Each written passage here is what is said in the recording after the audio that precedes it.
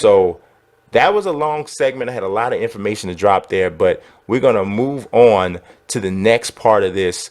And this one is going to probably be a bit of a debate, honestly. It really is. All right, let's talk about that next subject. Like I said, this one here is kind of different. People are going to have different takes on this. But I think that sports video games at this point should go to an every other year release. Now, I've mentioned this on At Me Bro. If you have not ever watched At Me Bro, make sure you check it out. Myself and co-host Nelson Blake II talk about sports video games, and regular video games, or non-sports video games, I should say.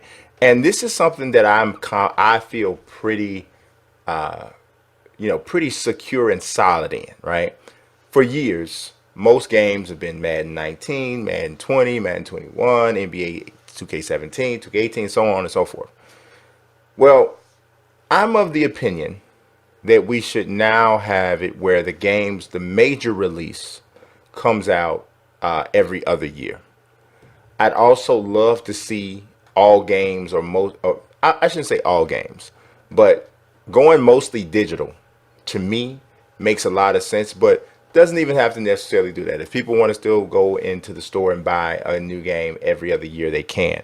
But here's the reason why I think that every other year works on a release schedule as opposed to the current structure with every year. Now, mind you, EA has already talked about that they may be moving to a place like that. They didn't give a date. They just kind of threw it out as a concept. But I think that they're thinking about it, and there's probably other developers that are thinking about it as well. But I think that we get a bigger leap between releases if you go every other year.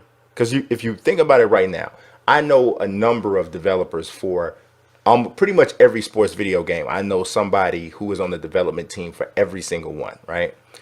When a sports video game comes out every year, some people think, well, oh, you have a whole year to make another game. That is absolutely not the case.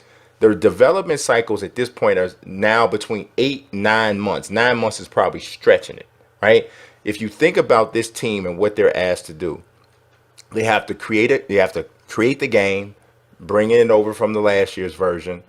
And then after the game is released, it's not like everybody just goes on vacation and runs out the door and nobody ever does anything until they come back to work on the next game. No, there's DLC, there's the patches, there's the updates, there's all that. It goes a certain amount of time before they even get to address or think about the next version. So for me, if you extended that 8 to 9 month development cycle and extended it out to maybe 16 months, to me, at that point, that's when you're going to really get a chance to see bigger leaps from one version to the next, with games not having maybe nearly as many bugs, because there's more testing time that you can do for everything that you add to the game. And I just really think that the games overall would be better if we did it that way. Now, that's not the only thing. I also think that it gives gamers something to look forward to even more. Like, we already look forward to the new version of every game every year. We're already there.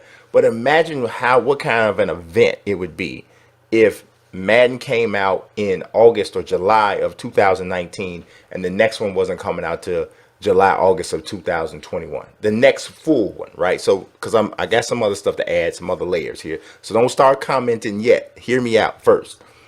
I think there's something to be said for the building up of the hype, right? And getting to that ultimate payoff, right? Just think about like the nuggets that can be dropped throughout a 16-month time period about this feature's coming, and how they can develop it, the betas and the different things like that that can be put out for people to experience.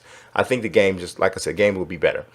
Now, during this process, I feel like there should be free updates and new content, right? So if I'm still playing Madden 19 and we're not going to get another one to Madden 21, I think that the full roster updates, obviously that's free anyway, but I feel like when it turns over to the next season, so like say for instance a new Madden wasn't coming out at the end of July, August, and we weren't going to get one again until next year.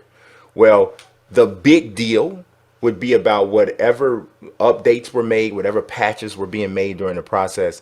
And then the big deal is about the new roster that's coming. Because now we got All of the free agent moves are going to be being made. The draft, the players that are be drafted are going to be made. So these we're talking about the biggest roster update of the year is the off-season roster update. Think about that. That would, I mean, do you know how much people would be, like, people would be so eager for the roster update that literally EA, NBA 2K, whoever, they could literally sell advertising within the update some sort of way just because of the amount of people who would be updating their roster for the latest offseason roster. I mean, there is so much that could be done with that. And I think that if you include that in it, even though a brand new game isn't coming out, I still think you have something that feels so new. Because if you think about it for a second. When you go play the next version of Madden, yes, you're looking for the new features. Or you go play the next version of 2K, yes, you're looking for the new features. But a lot of that anticipation is you're looking for how the rookies are going to look and play in the new game, how the biggest free agent is going to look and play in there with their new team. That's a big part of it. And if they're giving you that, as well as updates and things of that nature, all kinds of patches and things that can take place, I still feel fulfilled every year with something new. But then I know that every other year we're getting the big bam, the big update, right? So I am not opposed.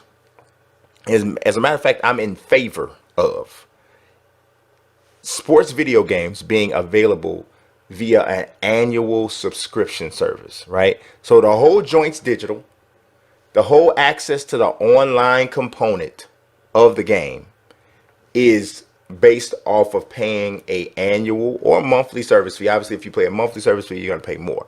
And here's what I think I would be down to do with this.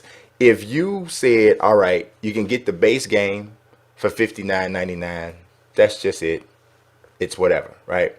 And you just get the base game, you get the offline component, you know, but you can't play the online modes or necessarily for $59.99 or whatever. Maybe you reduce the price or something to that effect. But this gives you access to the game forever. If they were to say $99.99 is the premium edition, you pay that every year, a new game comes out, you pay it once a year, $99.99 once a year for the game. Every other year, you're going to get a major update, and it doesn't change. You don't have to pay more. It's just the $99.99 a year. And what that gives you, and I shouldn't say you can't play online. You can play online like Play Now Online, but you can't play stuff like MUT or My Team and that sort of thing. But you can play regular Play Now Online, and then the exhibitions, and then you can play all of the offline modes, right? But for $99.99, you can play all of that. You can play MUD or My Team or whatever the collector mode is. And on top of that, you get every single month, you get a drop of VC or coins or whatever the virtual currency is in the game, right? So that $100 a month automatically gives you 25,000 VC or 20 or maybe 5,000 coins, Madden coins or whatever it is. Some I haven't really, I'm not picked out necessarily the denomination of the virtual currency that you get, but every single month you automatically get this without fail. And of course, if you want to buy more, you can. And then that's when you get into spending your own extra money or whatever you want to do. And then also then there's the premium content that you get for this $99.99. You get the when new equipment is dropped or shoes or whatever is in the game that it constitutes premium content. You get a chance to have that stuff, or you at least get access to it, or you get a way to get it quicker because you're paying $99.99 for the entire year. If you think about it, if EA could commit more people to $99.99 a year, or 2K could commit more people to $99.99 a year, it doesn't mean people are not going to buy VC, because that 20,000 VC or 5,000 coins that people get, they're not going to be satisfied with that. They're going to buy more. They're going to spend more. So, but EA and 2K are already locking in the $100 for a year from such a high percentage of the people who buy their game, and they still able to capitalize on microtransactions. But I don't think people are as as hesitant to spend money in microtransactions if that's what they do anyway, because they're already getting something. If you're giving them something from the beginning, they're less apt to feel some sort of way about spending extra money if they choose to. If they choose to in the different collector modes. Like there's some people who they're just never going to spend extra money on the game. They're going to be cool with the $59.99. I can play online. I can, I can play my offline modes. I'm good. This is great for me. And that's fine. That's no problem. But there are a number of fans who want to play the collector's modes. They want to, they want to do this. This is what they want to do. And I think that if you have that level of tiered service, I think it further helps you push out a game every other year. Because you got to think about it like this. Just be realistic. We can ask for every other year all you want, but this is a business. And EA, 2K, Sony, or whatever is not going to give up an entire year of a release, right?